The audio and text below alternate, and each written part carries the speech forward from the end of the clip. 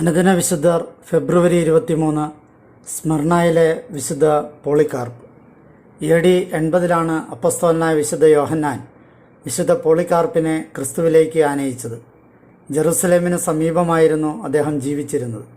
അപ്പസ്തോലിക കാലഘട്ടങ്ങളിൽ നിന്നും തിരഞ്ഞെടുക്കപ്പെട്ട ചില ചരിത്ര വിവരണങ്ങളിൽ നിന്നും വിശുദ്ധ പോളികാർപ്പ് സ്മിർനായിലെ മെത്രാനായിരുന്നുവെന്നും ഏറ്റവും പ്രസിദ്ധിയാർജിച്ച ആദ്യകാല ക്രിസ്തീയ രക്തസാക്ഷികളിൽ ഒരാളായിരുന്നുവെന്നും മനസ്സിലാക്കാവുന്നതാണ്.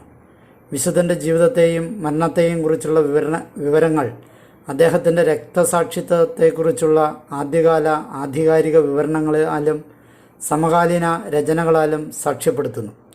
അപ്പസ്തോലനായ യോഹന്നാനിൽ നിന്ന് താൻ പഠിച്ച കാര്യങ്ങൾ വിശുദ്ധൻ തന്നെയും പഠിപ്പിച്ചിട്ടുണ്ടെന്ന് വിശുദ്ധൻ്റെ സ്വന്തം ശിഷ്യനായിരുന്ന ല്യോൺസിലെ ഇറേനിയൂസ് പറഞ്ഞിട്ടുണ്ട്.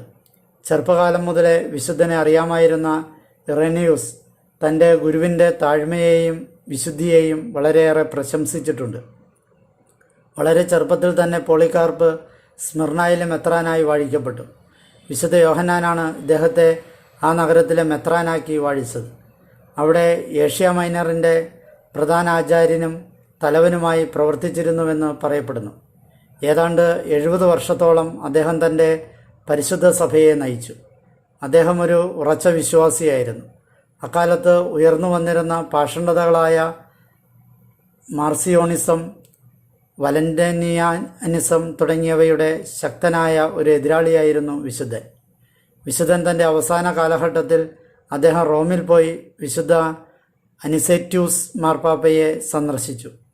ഉയർപ്പ് തിരുനാളിൻ്റെ തീയതിയെക്കുറിച്ച് ഇവർ തമ്മിൽ ഒരു യോജിപ്പില്ലാതിരുന്നതിനെ തുടർന്ന് രണ്ടുപേരും അവർ പറയുന്ന തീയതികളിൽ ഉയർപ്പ് തിരുനാൾ കൊണ്ടാടുവാൻ തീരുമാനിച്ചു. വിശുദ്ധനോടുള്ള തൻ്റെ ബഹുമാനവും ആദരവും പ്രകടമാക്കുവാൻ വേണ്ടിയും തങ്ങളുടെ കാരുണ്യപ്രവർത്തനങ്ങളിൽ ഒരു ഇളക്കം തട്ടാതിരിക്കാനും വേണ്ടി അനിസെറ്റ്യൂസ് മാർപ്പാപ്പ വിശുദ്ധനെ പാപ്പയുടെ സ്വന്തം ചാപ്പലിൽ തിരുക്കർമ്മങ്ങൾക്കായി ക്ഷണിക്കുമായിരുന്നു. പോളികാർപ്പിൻ്റെ ശിഷ്യനായിരുന്ന വിശുദ്ധ ഇറേനിയൂസ് വിശുദ്ധനെക്കുറിച്ച് അനുസ്മരിക്കുന്ന വാക്യത്തിൽ അദ്ദേഹം പറഞ്ഞത് ഇങ്ങനെയാണ്: ഞാനൊരു യുവാവായിരുന്നപ്പോൾ ഏഷ്യ മൈനറിൽ വെച്ച് പോളികാർപ്പുമായി ചിലവഴിച്ച കാലത്തെക്കുറിച്ചുള്ള ഓർമ്മകൾ ഇന്നും എൻ്റെ മനസ്സിൽ പച്ചപിടിച്ചു നിൽക്കുന്നു.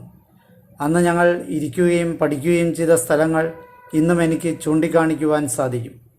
വിശുദ്ധൻ്റെ വരവും പോക്കും, അദ്ദേഹത്തിൻ്റെ പെരുമാറ്റ രൂപഭാവങ്ങൾ, ജനങ്ങളുമായി അദ്ദേഹം സംവദിക്കുന്ന രീതി എന്നിവയെല്ലാം എനിക്കിപ്പോഴും വിവരിക്കുവാൻ സാധിക്കും. റോമൻ രക്തസാക്ഷി സൂചിക പ്രകാരം വിശുദ്ധൻ രക്തസാക്ഷിത്വം വരിച്ച തീയതി ഫെബ്രുവരി 23 ആണെന്ന് പറയപ്പെടുന്നു.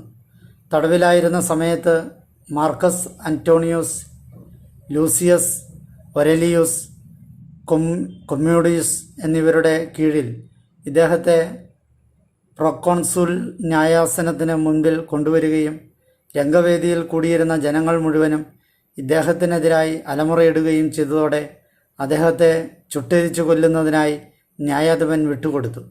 എന്നാൽ അഗ്നിക്ക് അദ്ദേഹത്തെ കീഴ്പ്പെടുത്താൻ കഴിഞ്ഞില്ല. ഒടുവിൽ അദ്ദേഹത്തെ വാളിനിരയാക്കി.